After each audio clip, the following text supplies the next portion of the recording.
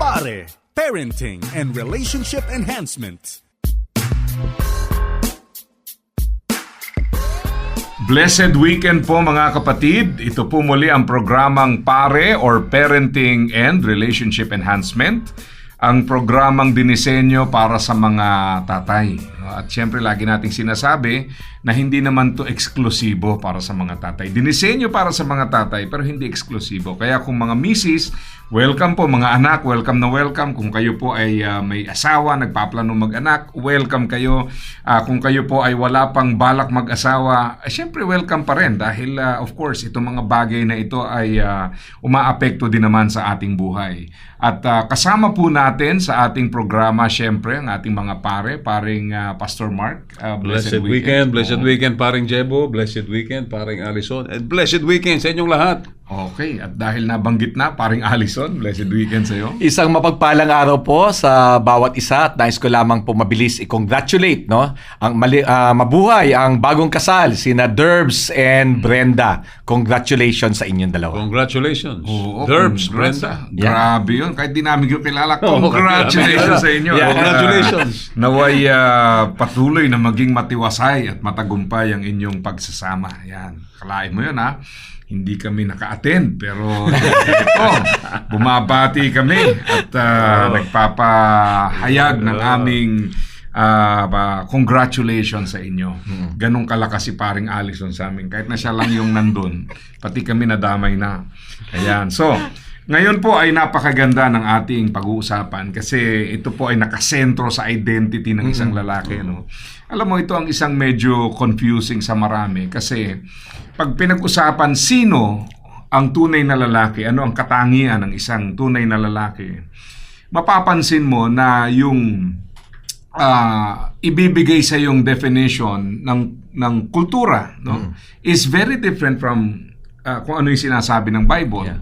At ang masakla pa, yung ibibigay sa yung katangian ng ating kulturang ginagalawan ay hindi ideal para sa isang tatay.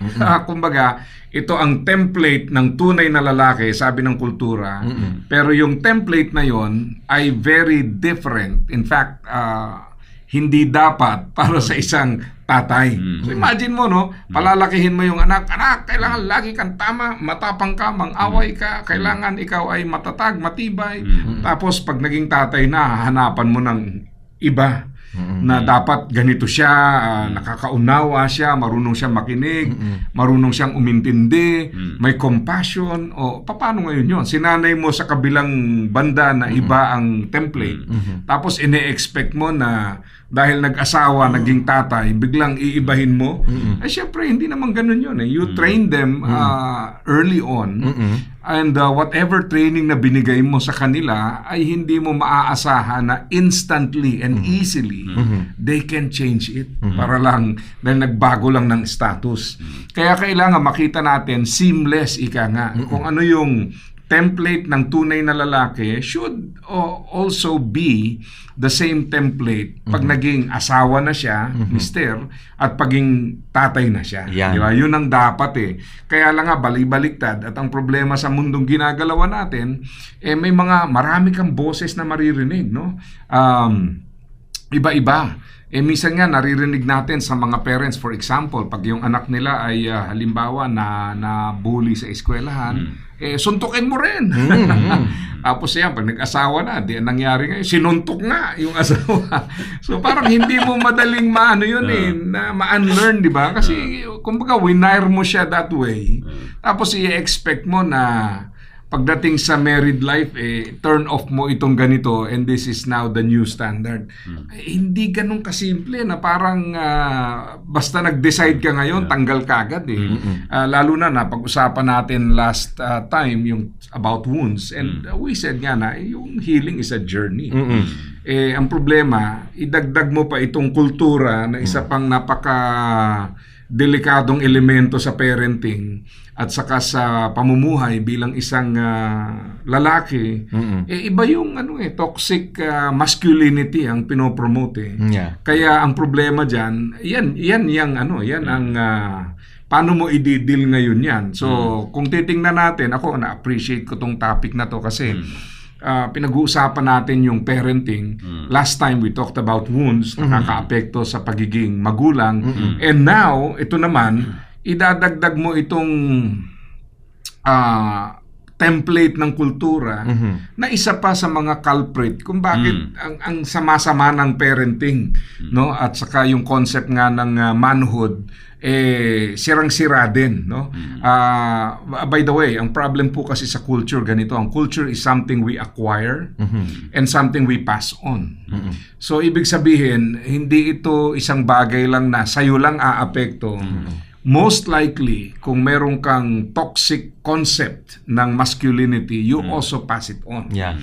And by passing it on, we contribute to the problem. Kaya kinakailangan we break the cycle. Sabi nga, we become the gatekeepers, no? Whatever needs to end with us should end with us and not pass it on. Kung papanong yung wound, magkaroon tayo ng healing doon so we don't pass it on. Likewise, itong toxic concept ng masculinity must end with us and we pass on a new variety, no?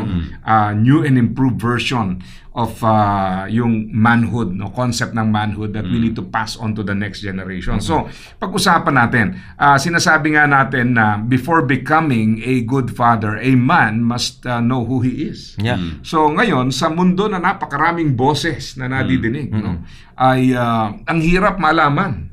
Kasi yun nga, minsan nasanay ka na, lalaki ka, dapat ikaw ang authority na walang kume-question. Yeah. Kaya minsan sa parenting, di ba, yung mga fathers, parang basta sinabi ko na, kahit na lumulubog na yung barko, no? Yung tahanan, basta sinabi ko na, yun.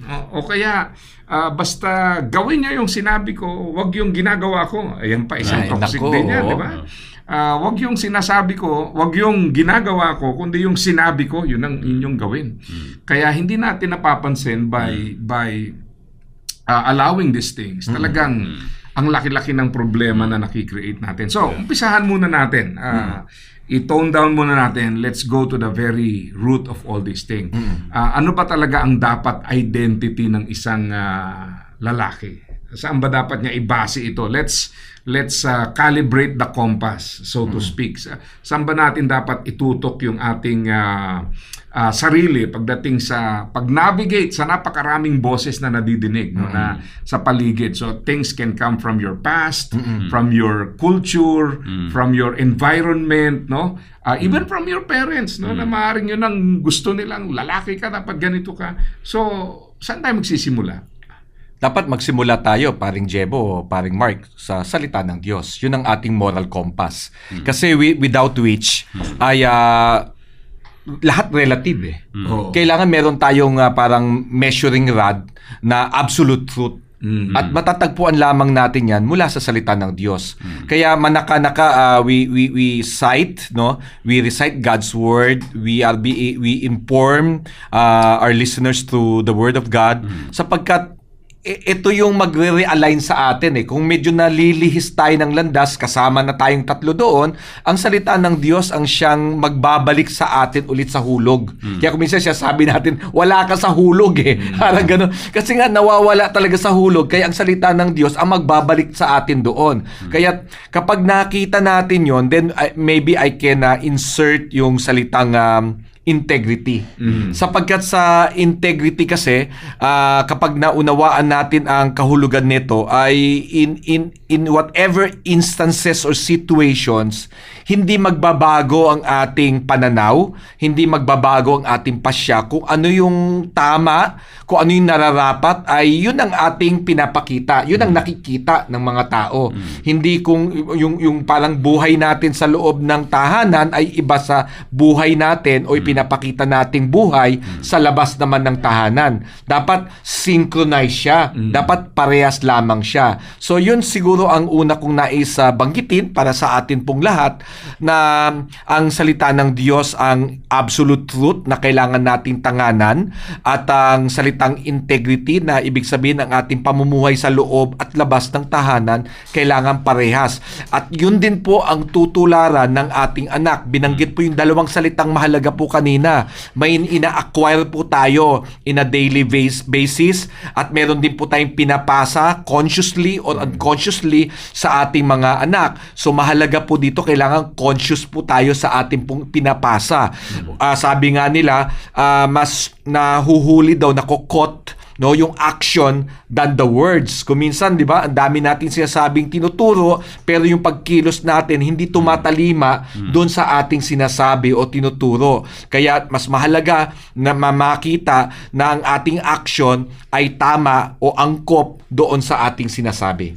Yan. At siyempre napaka-importante, no, na pag pinag-uusapan natin to, na hindi naman tayo mag-start from vacuum zero Usually may past din tayo kaya minsan hindi nakikita ng mga anak natin yung pagbabagong kasalukuyan dahil sometimes kung ano yung nakita noon, yun yung tumatatak. No? So kasi pag sinabing identity, hindi lang naman yung paggising ko ngayon, bagong tao na ako.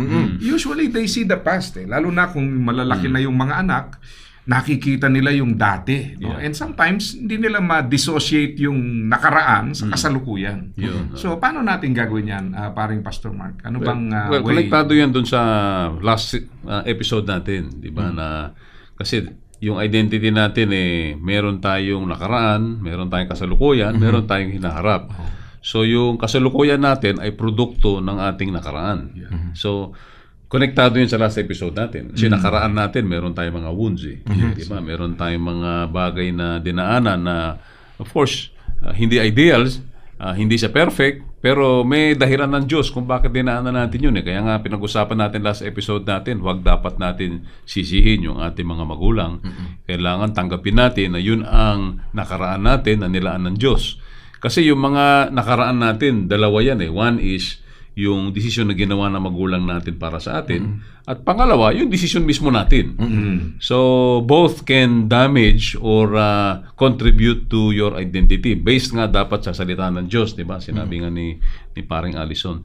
So, one area na kailangan natin tingnan, yung nakaraan natin. At yun ang dinil natin last episode, na kung yung mga wounds natin in the past nakaka-contribute sa atin, nakaka-damage sa ating identity ngayon. So, lumalabas, pinag-usapan natin, dami natin insecurity ngayon.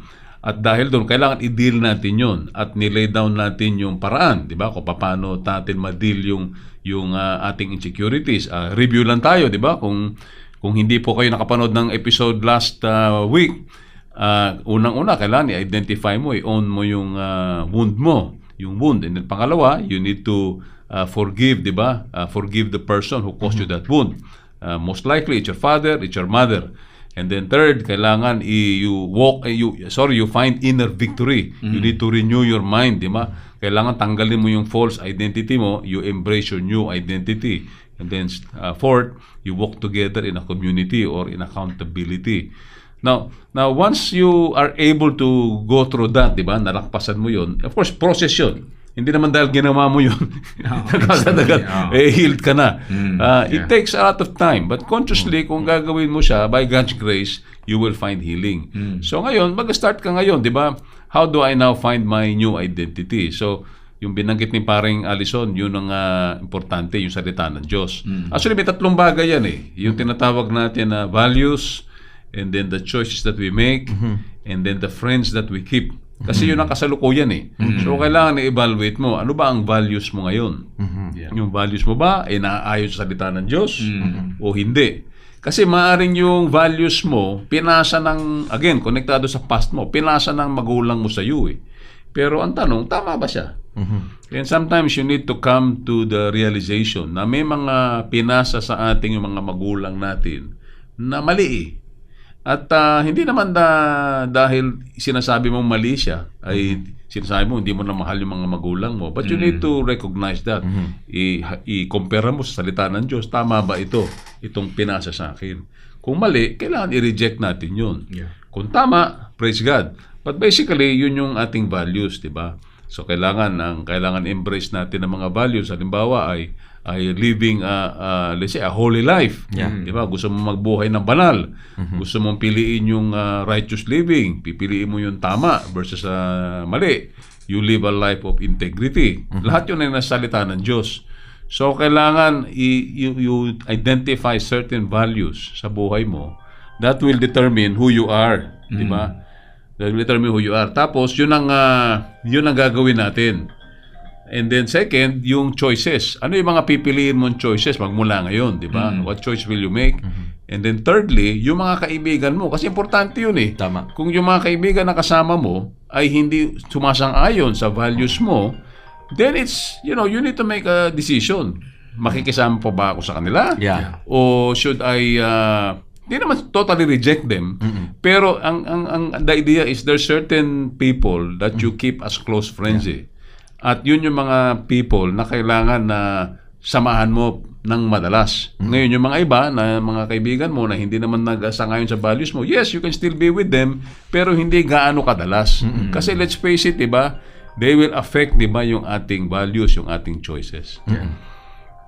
Kaya ang isang napaka-importante ritong i-project natin sa ating pamilya din o sa ibang tao, yung sinasabi nga natin sa The World Needs a Father na hindi tayo perfect, but we are sincere. No? Ang idea po ng sincerity is that we are on a journey, meron tayong clear objective, and nagkakamali, yes, may mga anino pa rin ang nakaraan, yes, pero hindi natin gustong manatili doon. No? We are journeying towards a particular goal. Yan po ang importante dyan. Kaya paminsan, ang masaklap kasi dito sa tinatawag na toxic masculinity, yung bang umaastang perpekto eh. Basta ako ang batas. Yan ang saklap dyan eh.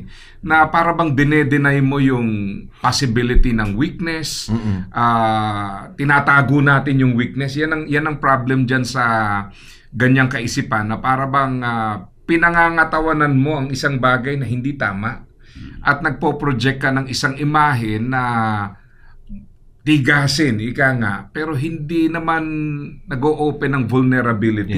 So, bandang huli, ang nakikreate is parang isang template ng katatagan na hindi naman realistic.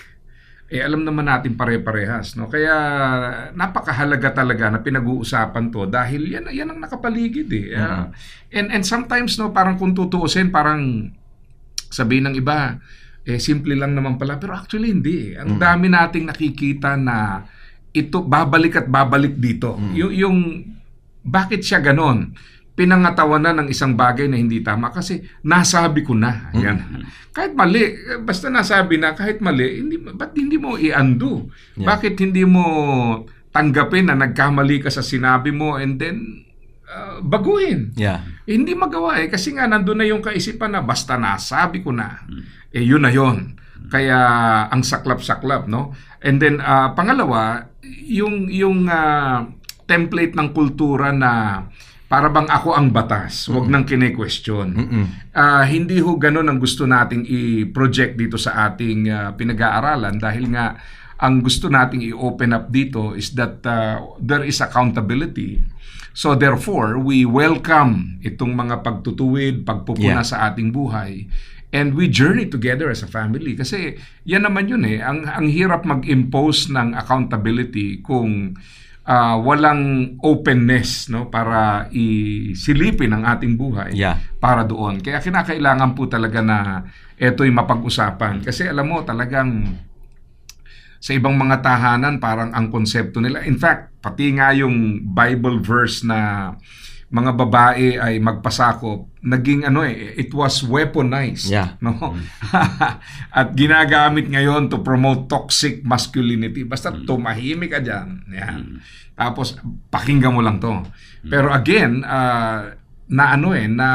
nadala natin yung napakagandang talata at nagamit sa maling paraan, no, to promote something that's not really endorsed by the Bible. Kasi ang ini-endorse ng Bible yung yung humility natin, yung openness for correction. Pero ang ginawa natin, we use something that is taken from the Bible to promote something that is not even supported by the Bible. Na parang manahimik lang kayo, etong talata. lunokin nyo ito. Para sinupalpal mo na doon para patahimikin. Pero hindi naman talaga ganun no? Ang dapat nangyayari. Kaya yun ang kinakailangan. So as a child of God, kailangan nating makita na yung template for a real man should include yung pagiging mabuting asawa at magiging mabuting ama sa tahanan. Kailangan magkakasama yan Huwag tayong gumawa ng template that is ideal for a real man as a single, tapos hahanapan mo na maiba siya pagdating ng may asawa siya. Ang dami ko nang naririnig kasing ganyan. Pagka yung nakita yung anak na parang nabully, suntukin mo rin. No? Hindi natin napapansin na by saying that, meron tayong na o-open na parang Pandora's box, no? Na later on hindi na ma-distinguish ng anak natin kailan at paano, na para bang basta ang importante hindi ka palulugi, hindi ka argabyado. Yan ang nagiging problem po dyan. So again, we go back dun sa identity that is taken from God's Word. So ano bang klase ito? Ano ba yung larawan nitong tunay na biblical masculinity as compared to toxic masculinity? How do we distinguish? Para sa akin, paring Jebo, hangad kasi ng pag-uusap pong ito na maging transparent tayo bilang mga lalaki. Katulad ng nabanggit kanina, naalala ko yung isang sinabi ni Edmond Chan na yung nothing to hide, no? If you have nothing to hide, it is a state of true integrity before God. Kasi ang problema kasi, may naalala ko isang kaibigan na nung maliit siya, actually maliit din siya, hindi siya kalakihan, maging sa kanyang pangangatawan at saka sa kanyang height, ay nabully siya. Kaya ngayong siya ay may edad na, kapag na may mga pagkakataon na may encounter siya sa daan o kung maging sa mga simpleng diskusyon lamang, ang una kaagad na default niya ay hindi ako magpapabuli. Dahil sa kanya naging karanasan noon na nabubuli siya, ngayon na siya ay medyo made up na rin, no? As a person, ay hindi talaga siya magpapabuli, whether sa action, sa daan yan, o sa diskusyon, hindi siya magpapabuli. Ang lagi ko nga nasasambit ay, hanggang kailan ka magpipretend nun? Kasi it is a pretension kasi. You're trying to show up that you are, that they cannot bully you, where in fact, it is just a matter of time na makakahanap ka ng katapat mo, di ba? O makakahanap ka ng person na mas mahusay sa'yo sa debate o sa argument. Yun Kasi kapag oras na laging dala-dala natin yung pretension na yon na nagpapakitang tao ba na what you are not. Yun Ngunit kung tayo ay ang isang bagay pa nga kapag tayo ay alam natin ang ating pagkakilanlan kay Kristo, our identity being a child of God, no? We have nothing to prove. Ibig sabihin na it is no longer based sa performance, kundi based sa relationship natin kay Jesus. So we have nothing to prove. It is a state of true security in God, na tayo ay secured sa Diyos, na di ba ganoon naman magmahal ang Diyos sa atin, na maging sa mga pagkakamali natin kapag tayo lumalapit sa Kanya ay nakatitiyak tayo with open arms, tatanggapin tayo. Ganon din po nararapat ang ating pong pagmamagulang din sa ating mga anak, at yun din ang kanilang maa-acquire kapag sila ay nagkaroon po ng pamilya someday, na hindi po sila mamumuhay ng full of pretension, sapagkat I think ang pinakamalupit na isang parang pagkagapos ay yung taong laging nagpipretend. Di ba? Parang you always would like to show your best foot forward, para bang lagi kang naglalakad sa isang linya, hanggang kailan mo kayang gawin yun? Hindi ba nakakapagod yun? So yun po ang nais po natin sabihin, na bilang tunay na lalaki, di ba, maliit pa nga lang sinasabi na, oy, lalaki ka, bakit ka umiiyak? Hindi ganyan ang tunay na lalaki. Diba? Maliit pa lamang ay yun na yung naririnig ng mga bata. So, iwasan po natin ang mga bagay na ito. Hindi po ito nakakabawas din sa pagkalalaki ng anak natin kung siya ay umiiyak. It is one way of releasing One emotion po yun na pinagkaloob po sa atin, yung sad, di ba? Angry, yung mga bagay na ito. So, kailangan lang po na ma-manage lamang po properly ang mga emotion na ito. Yung isang nag-attend ako ng isang seminar, I think a few months ago. Yung isang kakulangan natin bilang isang mga kalalakihan, yung kakulangan natin sa tinatawag na emotional intelligence. Yaku, isa pa yan, no? Nabanggit mo kasi yung toxic masculinity na turo sa atin na kung ikaw ay lalaki ka, dapat ikaw umiiyak. Parang hindi tayo tinuturuan how to process our emotions. So that's a form of toxic yung masculinity. Na ang nangyayari tuloy, yung mga meron tayong mataas na incidence of domestic violence, di ba? Na yung mga lalaki ay binubugbog yung kanilang asawa, yung kanilang misis. And that is actually a sign of a lack of emotional intelligence. Kasi nangyayari, pag nagpo-frustrate yung husband, yung lalaki, nagpo-frustrate at nagagalit, imbis na kausapin o reprocess yung kanyang emosyon, lumalabas sa physical. Nasasampal yung asawa, nasusuntok, because hindi siya naturuan nung bata siya how to process his frustrations, his anger. So, yun yung isang training na na-attendan ko, na importante yun Minsan din natin nakikita yun. Dapat pagbata pa lang, tinuturo natin how to process and manage their emotions. Kasi pag laki nila yun at sinosuppress nila, puputok yun, magagalit yun, lalabas. Physical ang kanilang solusyon para ilabas yung kanilang emosyon. Yun ang masaklap doon, at paminsan, yun na nga, hindi by intention talagang sinasabi natin, hindi dapat ganyan. Tapos sa hanapan mo na umunawa later on. Yan ang sa mga nagawa nating training, pag isang magandang topic tong itong manhood na ito. Maganda to kasi pag pinag-uusapan doon, lalong-lalo na pagka yung mga kausap mo yun talagang nag-open up. Kasi minsan may mga trainees tayo na talagang they share, no? Kung ano yung paniniwala, konsepto, kinagisnan. Pag talagang may mga ganong kang kausap, yung na talagang sinasabi nila kung ano yung mga iminulat sa kanila, talagang makikita mo, hindi pwedeng maging tatay to. Hindi dapat mag-asawa to. Kasi talagang iba yung konsepto talaga. And yun nga, ang palagi nating sinasabi, yung ceremony ng marriage will not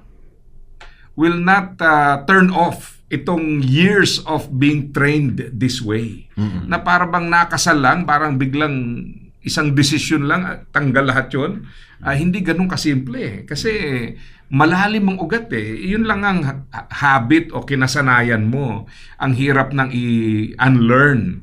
How much more yung wounds na kinikerry mo. So mapapansin nyo dito sa ating mga naging pag-aaral kasama yung last time, na we're dealing with some things that we acquired for many years na hindi basta-basta matatanggal Kaya it takes time at kinakailangan talagang bagong kasanayan, merong tamang direksyon, merong healing, which is very important. And I believe na itong toxic masculinity, it also requires healing. Hindi lang siya basta yung, ganun pala, at tapos na, nabago ka na. Hindi ganun kasimple. There are times na, in fact, nag-i-intertwine pa yung wounds at saka yung cultural depiction ng yung toxic masculinity. It actually comes from wounds na later on na normalize sa society kasi one wounded man plus other wounded men, akala natin normal to kasi yung pala galing pala sa wounds natin na pinaghalo-halo. And then yun nga, ang problem doon is dahil pare-parehas tayong wounded, na-normalize ito na parang, ganito pala. Ang hindi natin nakikita na ang pinopromote natin ay produkto ng wounds na kine-carry natin. Then, ang masaklap dyan, it becomes part of culture. At ang mahirap sa kultura, palagi kong sinasabi ito na pag na-normalize ang isang bagay, ang daling ipasa No? Again, hindi naman lahat ng na-normalize tama Di ba? Parang walang kaibahan yan. Yung tumatawid ka sa kalsada, alam mong mali. Pero dahil lahat doon tumatawid, pag ikaw tumawid sa tama, parang, di ba? Parang ikaw yung abnormal, ikaw yung may difference. Bakit tumawid doon sa tama? Nagpapakahirap ka. Tumawid ka, ginamit mo overpass, ikaw pa yung mali. Parang lahat nakatingin sa'yo eh. Parang lahat, tingnan mo yun, no? Nagpapakahirap ko. Samantalang ikaw yung tama. So, ayan, ang masaklap dyan, you're making it now more difficult for the people who want to do things right. Kasi, nag-set ka ng isang norm na may critical mass ka eh. Lahat kayo, puro mali. Tapos, eto ngayon yung gustong maging tama, ay ang hirap naman ngayon. Kaya talagang challenge talaga yan. May naalala ko paring Jebo sa toxic masculinity. Isang kaibigan din, ang lagi ko naririnig sa kanya ay ganito na ang nanay ng aking anak, hindi ko yung kadugo. Ang kadugo ko yung anak ko. Yan ang kadugo ko. Kaya no wonder, lima ang ano niya, lima asawa kasi di naman niya, isa lang naman pinakasalan niya ron. Pero 5 ang naging karelasyon niya at sa bawat 5 yon, 5 din ang panganay niya.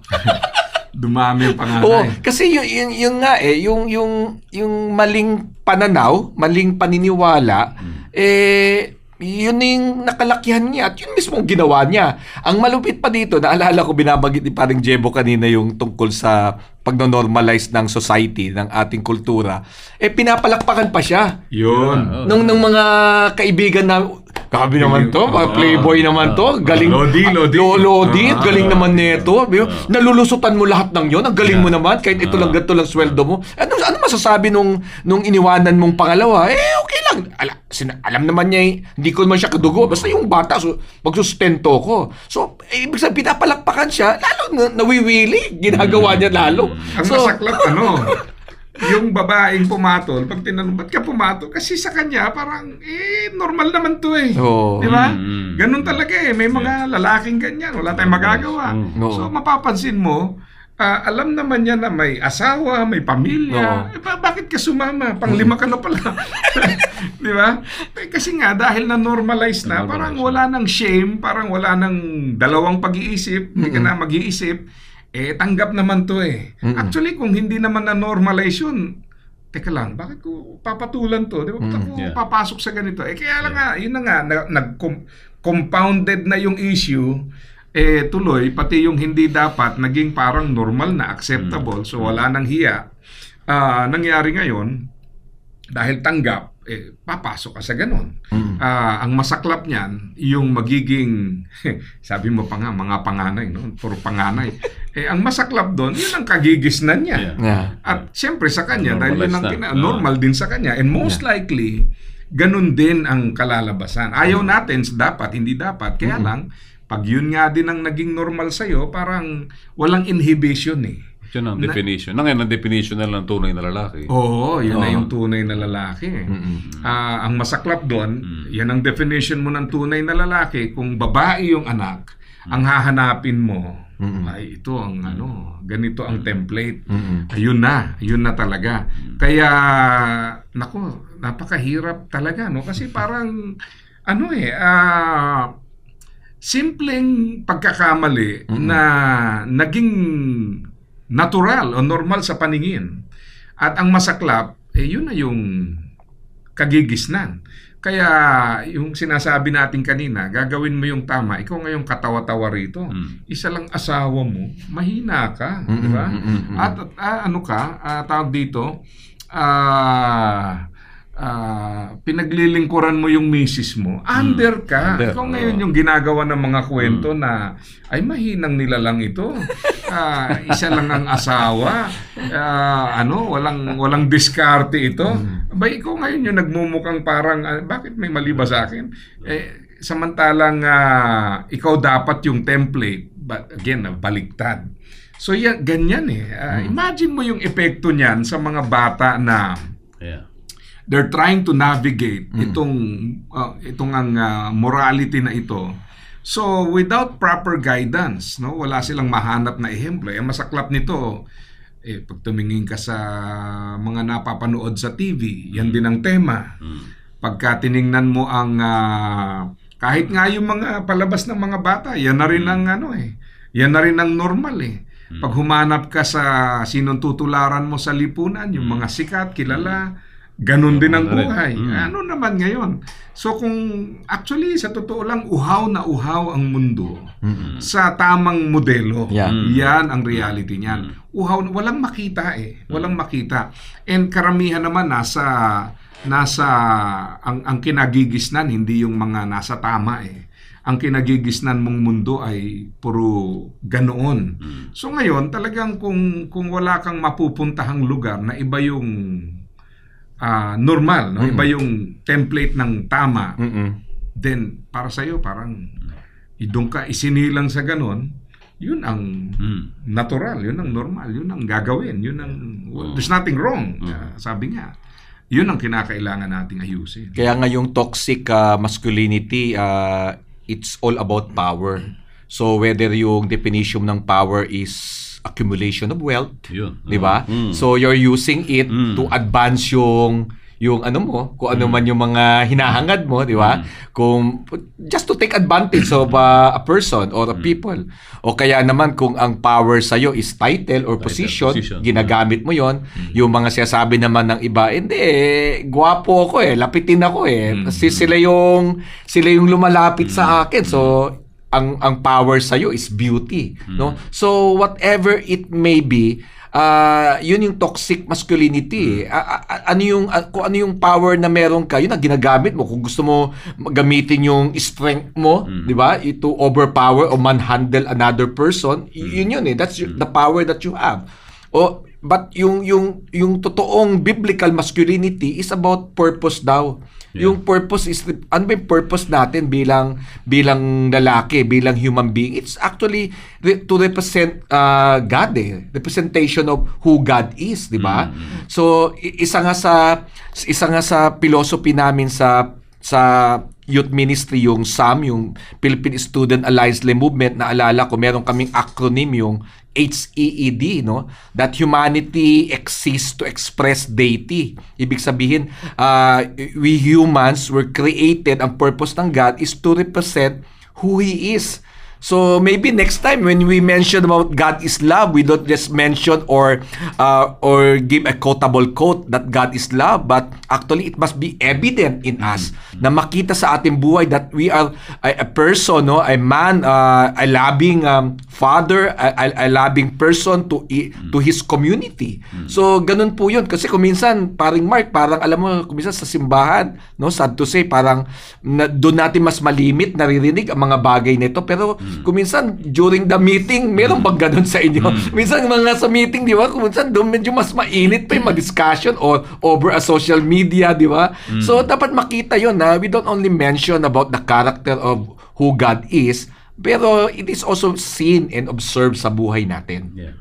Tama. Napakalaking challenge nito, no? Kaya dun sa training ng The World Needs a Father, we always say, go beyond the borders of your house. Yeah. Kasi hindi lang, minsan kasi parang, bahala sila, basta kami okay. Hindi, no? Talagang ito nga that's why we rally people to join the movement. Kasi ang The World Needs a Father po is a movement. No? Yeah. Pag sinabing movement, ibig sabihin po nito, it's not confined to a few. Yeah. Tayong lahat, no? We are inviting all of you to join us, and hindi pwedeng ilan-ilan lang Kasi kaya ang hirap labanan nito dahil kultura na to toxic culture na pinag-uusapan dito. And unless we raise up a generation who's willing to set the trend, we cannot counteract this easily. Kasi imagine mo pag magkakasama kayo, tama ang kultura, madali. Pero pag balik mo dun sa mundong ginagalawan mo, balik ka na naman sa ibang template, it's very easy to forget. Naalala ko noon punta ako ng Amerika. Pagtatawid ka ron, talagang tao ka dun pinadadaan ka Naalala ko kanina, tumawid ako. Napakaganda Sa akin pa nagalit sa pedestrian. Oo. Sabi ko, ang saya dito kasi tao ka rito. Dadaan ka, mag-isa lang akong tatawid, humihinto. 6 lanes sa isang side, 6 lanes sa kabila. Hindi ko nga, malapad ako, naghintuan lahat Lapad. Habang tumatawid, tinitingnan ko yung mga driver, baka may Pinoy sa gasaan ako. Parang hindi mo maisip na Pwede ito, ako lang mag-isa, ang rule pa doon, hindi sila pwede umandar hanggat hindi ka clear sa buong daan. Dito, minsan papatintero pa kayo di ba? O kaya naman hindi ka pa nakakalampas, umaandar na So sabi ko, pagdating dito, baka mag-backpedal ka. Gagayahin ko ito, bro. Gagayahin ko ito. Bubusinahan ka sa likod mo. Nagpatawid ako. Ang problema naman dito, pag pinatawid mo, hindi naman nauubos, no? Tuloy-tuloy. Andar ka na. Naku, babalik ka talaga sa dati. Kaya sabi ko nga, yan ang napakahirap pagka iilan lang. So, samahan niyo po kami. No? Kasi we need people who will go beyond the borders of their house. So, having said that, meron tayong mga trainings. And yung mga dating na train, don't stop at being trained just for the sake of your household. Kasi sa totoo lang, kahit sabihin mo na sa tahanan nyo, okay kayo, maganda ang samahan ninyo, yung kalalakihan ng anak nyo, magiging apo nyo o yung apo nyo would be a culture na toxic. So, mahihirapan siya sa implementation later on Bakit? Kasi yung environment na kalalakihan niya is different and it will affect how your children will navigate in the future. Kaya talagang isang magandang pamana sa next generation yung kulturang maayos. Kasi yan ang magiging, sabi nga, matabang lupa para yung tamang bagay na itatanim natin will grow easily. At yan talaga ang hamon para sa atin, not just to change kung ano yung nasa tahanan natin, but to create a culture that will be a good soil for the next generation. May kasabihan nga tayo sa The World is a Father, di ba? We don't follow culture, but we make culture. Yan. Nagsimula yan sa bawat pamilya. Kasi ang tendency nga natin, pina-follow natin yung kultura, kung ano yung ginagawa ng kapitbahay natin, sinusunod natin, kino-compare natin sa kanila. Parang inisip natin, ginagawa naman nila yun So okay lang, nagawin natin. Yun nga yung sinasabi kanina namin na ninanormalize natin yung kultura. Pero again, magsimula ka sa tama ba yun? Diba? Tama ba o mali? Diba? Especially based sa salita ng Diyos. So kung nakita mo na mali, edi kailangan you stop, di ba? Itigil mo 'yon, iibahin mo ngayon yung kultura. And maaring bilang isang tatay, yun yung mga important na mga desisyon na gagawin natin bilang mga tatay. Kasi maaring yung mga anak natin, sasabihin din ganun. Bakit ganun, daddy? Yung pamilya ng classmate ko, pwede naman sa kanila yun. Ba't sa atin hindi pwede? So, yun ang kailangan na with patience, with gentleness, kailangan na-explain mo na alam mo anak hindi ko naman anak yung classmate mo pero ikaw anak kita, di ba, binigay ka ng Panginoon sa akin at sa paniniwala ko ito ang tama, di ba? This is the right thing to do and we will follow this. At maaaring it's possible na yung anak mo may not hindi siya mag-agree doon sa pero syempre with patience, with love, with gentleness, in-explain mo yung pros and cons, dinadala mo sa isang vision na alam mo anak, gusto ko one day maging isang man of God ka. At dahil yan ang pangarap ko sa iyo, today we need to make tough decisions, mga tough choices. So bibigyan mo siya ng vision of who or she can become kung may daughter ka, di ba? So in other words, dinadala mo sila, nakikita nila na, especially kunyari sa usapan ngayon sa mga digital devices, di ba? Halimbawa, ngayon ang daming incidents ng mga depression, ng mga anxiety. At isang major factor dyan, yung yung addiction sa digital devices So kunyari, sabihin mo sa anak mo, alam mo anak, maybe it's good for us, di ba, na i-limit natin yung ating paggamit ng social media, ng digital device. Siyempre, aangal yung anak mo. Pero again, yun yung ibig sabihin ng we don't follow culture, we make culture. And then, bigyan mo sila ng vision na, alam mo anak, ito yung dangers social media, explain mo, and hopefully, maintindihan nila, maunawaan nila, and then you want to give them a vision of the future. Na I want you to really be a successful diba, person. And makakatulong sa inyo. Imagine mo, marami kang anxiety, marami kang problema sa buhay, mental health challenges, diba? How can that make you a successful person? So yung mga ganon, you need to make tough choices. Yan, maraming salamat at sadyang tumatakbo ang oras, mahirap habulin. No? Kaya bibigyan natin ng pagkakataon ang ating devotion sa pangunguna po ni Paring Allison. Samahan niyo po ako sa atin pong pagbubulay-bulay ng salita ng Diyos mula po sa Genesis chapter 1 verse 27. Maikli lamang po itong talatang ito, ngunit naniniwala po ako kapupulutan po natin ng aral po ang atin pong pag-aaral ngayon. Genesis chapter 1 verse 27. So God created man in His own image. In the image of God, He created him. Male and female, He created them. Salin po sa ang salita ng Diyos, kaya nilikha ng Diyos ang tao, lalaki at babae, ayon sa wangis niya. Dito po magsisimula ang tinatawag po nating ating pag-uusap kung sino po ba tayo. Kailangan po maunawaan po natin, umpisahan po natin mula sa panimula, na sinasabi po dito na tayo daw po ay nilikha ng Diyos sa kanyang wangis. Binibigyan po tayo ng inherent value, ng dignity at ng purpose. Alam niyo po, bago po lumikha po ang Diyos, sinabi niya po muna, let us make man in our image. Then He created man. So ibig sabihin po, nauuna po doon yung purpose po ng Diyos bago niya po nilikha po tayo. Kaya kailangan maunawaan po natin ito, sapagkat ang bawat isa po sa atin, lalaki man o babae, sa ating pong pag-uusap, sa ating pong pagkakilanlan, meron pong purpose, meron pong hangarin ang Diyos o layunin ng Diyos sa buhay mo. Ikalawa po, magandang makita rin po natin, binanggit din po kanina patungkol po sa ang atin pong relasyon sa Diyos bilang anak ng Diyos, no? To Him who have received Him, Jesus Christ, He gave them the right to become a child of God. Nang ibig sabihin po neto, pag naunawaan po natin ito, na ang atin pong relasyon ngayon sa Diyos is not a performance-based relationship, but a true relationship, unconditional po yon.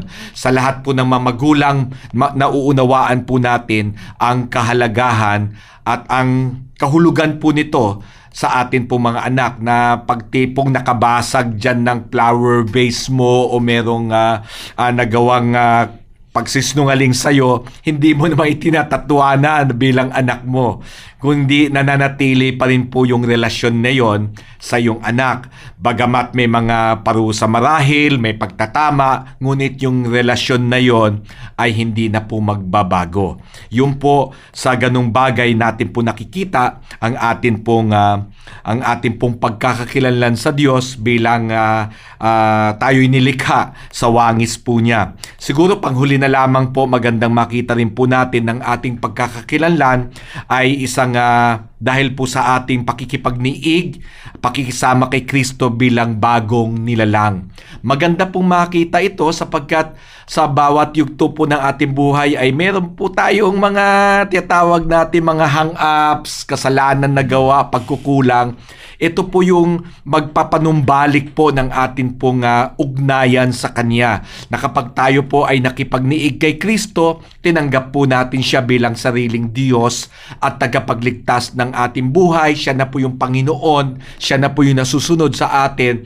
Ay hindi lamang po tayo parang tatawag dito, parang nire-repair. Tayo po ay He makes us a new creation. Can we just imagine that for a while? Kung ano po ang impact po neto, no?